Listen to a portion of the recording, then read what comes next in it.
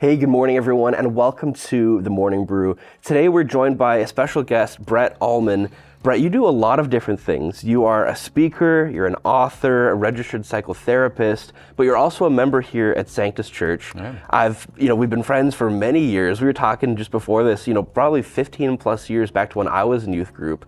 I remember having conversations with you, and now we get to sit down together because we're actually doing an event here at the church in November that you're going to be leading and facilitating on mental health, this talk called Hope for the Walking Wounded. Yeah. So Brett, thank you first of all for your time this morning, and it's great to chat with you. Yeah, I'm glad to be here. Thank you. Absolutely. One thing I appreciate you, Brett, is that your talks are well researched. Obviously, you've put a lot of time into crafting the specifics. So when you say something, you have a fact to back it up or a source to share behind, what's causing you to believe certain things. But also, you're walking through, this is your own mental health journey. You've done lots of different talks around men's issues and media and parenting, but mental health, I think, is something that everyone has some sort of a background towards, and you're no exception to that. Can you share a little bit about just your background as a speaker, but also like your journey through mental health and how it's influenced you in having conversations around this? Yeah. Well, it's always interesting for me too, being here. Like, this is my home church. I do these sometimes, but they're for other churches, other places, so it's nice to be home. Yeah. And I live like 2 kilometers from here, so it was a nice, easy drive to get here. To me, it's good. Well, my journey is I'm 53 right now, but my journey's varied. I mean, I began as a teacher. I was a teacher with, at that point it was just the Scarborough Board. Now it's the Toronto District School Board, but I was a teacher. My wife was a nurse. We kind of thought this would be our lives. And then the year I began teaching, I also began speaking. And I did a few talks, and then few turned a bit more, and it kind of rolled and rolled until I was speaking like 45 dates a year, married, pregnant wife, 1.5-year-old who hadn't slept through the night, and it was just chaos. And so I left teaching. I loved my time with teaching, but I wanted to see kind of where this would go, and it was an interesting thing. And so I left teaching. I did a program called the Aero Leadership Program, and then I did a master's degree that was back in my 30s of evangelism and leadership at a school called Wheaton. But this is where my journey began. So I'm now an international student. I mean, Chicago's a 50-minute flight, but I'm an international student, so I now have to pay for, it's a lot more money. And so my speaking dates went from a sustainable amount to a very unsustainable amount. And my friends, my family, I mean, the term intervention, Sure. the old TV show. I always, I'm a Christian leader, I'll be the one intervening. Suddenly I was being intervened on, whatever the terminology might be. And I remember being down at Wheaton, and people would sit down, we want to go for lunch, and then it would be like 5 people. And it was very something's happening. But they just kept saying, you got to slow down. And I felt trapped. I mean, I'm starting a master's. I'm a kinesiology major by trade, and then education. and I'm speaking in the church world, so I really thought it'd be good to have some theological kind of training as well. Sure. But now I'm speaking 275 to 300 speaking dates a year. Yeah, that's crazy. I remember speaking once 32 times in 14 days. And I look back now, and I can feel it in my chest. I spoke twice in the morning at a school, once in the afternoon, and then I did an evening session for parents. That's one day, 4 talks. And in the midst of that, I'm at Tim Hortons, cranking out a paper on my laptop. Yep. Fully unsustainable. And I just said to everyone, I'll be okay. And I was wrong. I graduated. I made it to March 1st, 2012. So we're 2024. March 1st, 2012, I graduated. And then my life began to slowly unravel. I was at a youth event in Woodstock, heading down, towards Windsor area, London. And I'm a big guy, I'm 6'6". And so I don't usually use the stage. I would be walking across the front, and in the middle of speaking, it's interesting with mental health, I know the moment mine changed. So I'm speaking, my brain's thinking about what I'm talking about, and I'm walking down, and in a millisecond, my brain, it was like it split. And I suddenly lost my breath, and half my brain is like, you're passing out. And I'm like, well, how does that work? Do I just fall down? Do I just fall over like a tree, or do I go down to one knee? And then I began to argue kind of with myself. Half myself is still speaking, and the other half of my brain is like, you're passing out. And I'm like, no, I'm not. And it's this, never had this before. So I finished, went to my doctor, and he says, you have some anxiety. And I'm like, no, I speak on anxiety. He's like, no, you have anxiety. And a few changes, a bit of medication, just simple stuff. And a few weeks later, I'm like, wow, that was a journey. Never did I realize that that was just the beginning. Had my first panic attack in Camrose, Alberta. A denomination brought me in to speak, and I, fight or flight, I fled. I literally drove away and cocooned myself in a hotel. And then it all ended. I was speaking, some people might know Lakeshore Pentecostal Camp. I was out there supposed to be doing some speaking, went boating with a friend, and coming out of the McDonald's, my life changed. I called out for my wife. I thought I was being hit by, like at McDonald's, they have the drive-through, you have to walk through to get to your cars. Yeah. Well, I thought I'm being hit by a car, and I kind of cried out for my wife, and I realized I'm not being hit by a car, I'm falling into a parked car, like I cannot even stand. She grabbed my arm like I'm blind and walked me to my car. I didn't leave the cottage for the week. I didn't leave my house basically for 5 months, and then I didn't work for an entire year. And it was the most interesting thing being someone who speaks on mental health, going through mental health. And it just shifted and changed, and I was able to see kind of from the other side of what works and what doesn't. Yeah. And that's kind of the beginning of it. I mean, it's, 12 years later right now, and I'm still not well. Like I wear this Oura ring. This is a computer that every day tells me how little deep sleep I get. And I think I'm at 54 doctors, practitioners, specialists, and I'm often called an anomaly. And I'm okay. I'm not who I was, but I'm not who I want to be. Sure. But it's been an interesting journey. And so this Hope for the Walking Wounded has been something that's been changed over the years, but it's a lot of what I learned in my own health journey. That's incredible.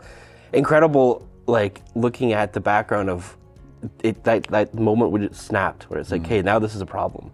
Because I think a lot of us, especially like within faith, we think like, what is this big moment that like you come to Jesus moment? And some people have this huge story, other people's don't. But I think when it comes to mental health, we don't think about it until the time where it's like, hey, you got to have this conversation now, because we're seeing things online, these terrible, the people that don't get the help, right, or don't have the conversations. So for you to have these like almost like light switch moments of realizing, okay, like there has to be something, but then also saying like, well, no, I'm the one that teaches this. Like I can't be the one that needs that. Like I feel like you almost have to come to terms with saying like, this can happen in my own life. I'm not just the instructor, but I need to be instructed. And that's why it's helpful that as you have these conversations and you give, like I'm sure you've given this Walking Wounded talk hundreds of times now, that you're probably learning things each week just in the conversations that happen afterwards that are affecting your own life, affecting the talk, affecting everything that you do in this constant journey of learning, which is something I really appreciate. And it's so nuanced. Yeah.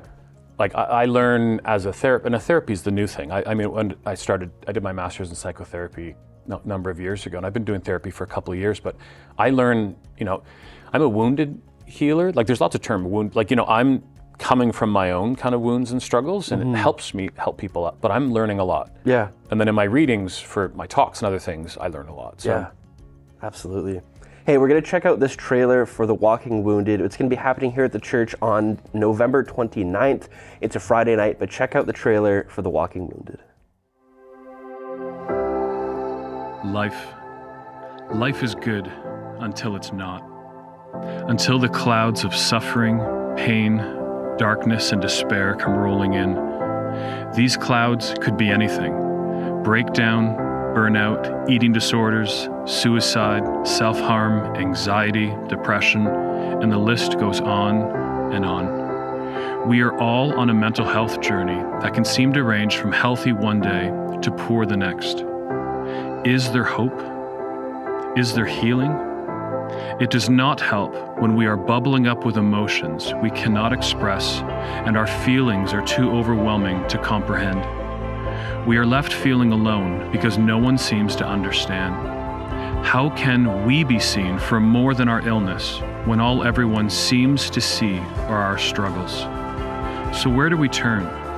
How do we begin our journey to hope, healing, redemption, rescue, and a restoration to wholeness? Where does my journey back to life begin when all I feel is death? What do I do when everyone around me suggests a different path to recovery? How do I know what will work for me? Which path do I try? This talk has no cliches, no Christianese, no platitudes, and no promises of false hope. In this place, no shame, no fear, no hiding. You are safe here. There is hope for the walking wounded. The Walking Wounded. Who is this young guy, by the way? I love that video, but it's getting older.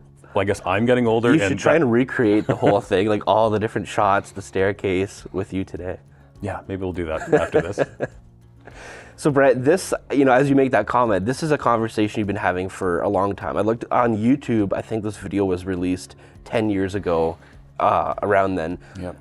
Like I said earlier, you've probably given this talk hundreds of times. So you had a great opportunity to sample a lot of different conversations and different places in the country you're going around. Are there any trends that you've noticed from the first time you gave this talk to now continuing? Because there's some talks that you do that are kind of like retired, right? That aren't really touched as much, but this is clearly something that is continuing to be popular, that people are wanting to have this conversation around. And we're learning more about mental health. I feel like in the church especially, like we hear the conversation of mental health, or this buzzword even, that even if we don't know what it is, we're hearing about it. What are you noticing in the past 10 years of doing this talk that are reoccurring things? And then maybe also if you could include in that, when we have this talk, like who is this for? Who needs to hear this? It's funny, as you say that, the one word that's in my head is the word polarization. Like we really are becoming polarized in what our views are. It's interesting because I think we give mental health a different set of rules in the church world than we do for physical health. You have cancer, you have diabetes, you have things, there's I need glasses for reading, you go get glasses. But Sure. mental health and mental illness, we have this whole different set of rules for it. There's a great quote by Stephen Greckvich in his book, Mental Health in the Church, where he says, the pervasive misunderstanding in the church is that God spares this kind of pain and suffering from those with deep and abiding faith. And this is a bit of what I see, right? It's like, I'm not unwell because I don't have a deep and abiding faith in Jesus. I'm just unwell. Sure. Do I know why? I don't. I've been diagnosed with Lyme disease and autoimmune diseases and other kinds of things, but kind of like in Scripture where Paul is thorn in his side, many of us listening, right? We have these thorns on our side and we don't completely understand. But we fight. This is a battle, trying to understand what it is and what it is not. But the polarization I find hard because everyone has opinions. Sure. Multiple times in the last little while, I've been speaking, and I just love the analogy of body, mind, and soul. And every church I've ever attended, that's kind of their motto, right? Meeting the physical, emotional, spiritual needs of our community. I'm at one church and I put that up and a guy yells out, "That's satanic." So as a speaker who has anxiety, you take a big breath, and on the back wall it says, "Meeting the physical, emotional, spiritual needs of our community." And I'm like that's satanic? And he's like, "Oh, my bad." And he sits down. That was the end of it. But I love this nuanced approach of let's look at these kinds of pathways. And each person likes a different pathway because of their background and their history and their upbringing. But the one thing I've noticed in my travels is that people often say the church has hurt me more than it's helped me. And we're supposed to be the hope of the world, and we can do better. And Maya Angelou says, do the best you can until you know better, and when you know better, do better. And so none of this talk is going to be about shame and condemnation, but about here we are, how do we get better if we're the ones struggling?